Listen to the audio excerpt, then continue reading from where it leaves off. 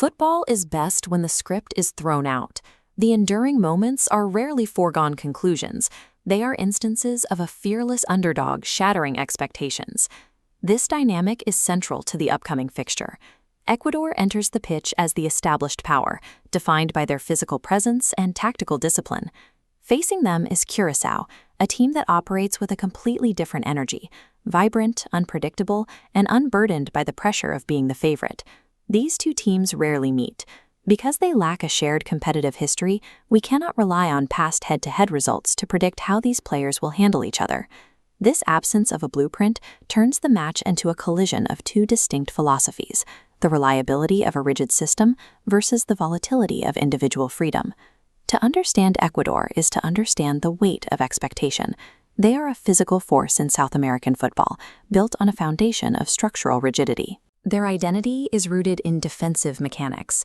They utilize an aggressive high press and highly drilled defensive shapes to force opponents into making mistakes in their own half. Once they regain possession, the transition is immediate. They use rapid, powerful counterattacks to exploit the space left by a disorganized opponent.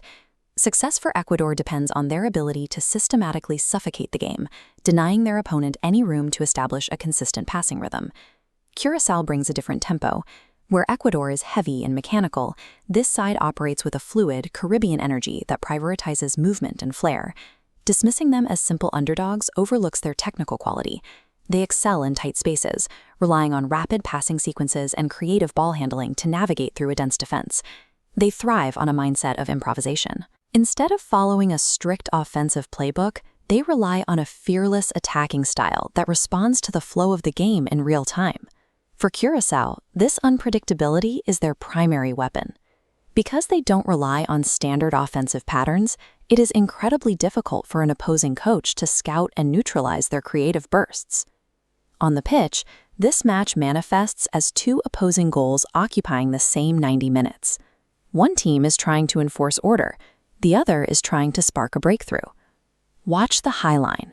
Ecuador pushes their defensive block forward, shrinking the field to trap Curaçao in the middle. Curaçao counters with non-linear runs. Players look for tiny gaps behind the press, using quick shifts to exploit the high line. This makes the midfield the primary point of friction. It is where the physical dominance of Ecuador will clash directly with the technical creativity of Curaçao. The winner will be the team that imposes their specific tempo on the center of the pitch. If Ecuador dictates the rhythm, they win. If Curaçao creates chaos, the game opens up.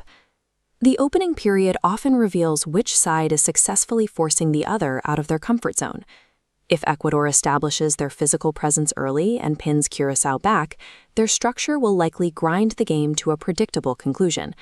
However, if Curaçao survives that initial pressure and begins to inject their own unpredictability into the match, the favorite's discipline can quickly turn into frustration. Ultimately, this is a collision between the reliability of a system and the volatility of individual flair. It's a test of whether a well-drilled machine can withstand a burst of pure improvisation. Given those two very different approaches, which one do you think prevails? Does the structure hold, or does the underdog find a way through? In a game defined by such sharp contrasts, a single improvised moment can be enough to overcome an entire afternoon of disciplined planning.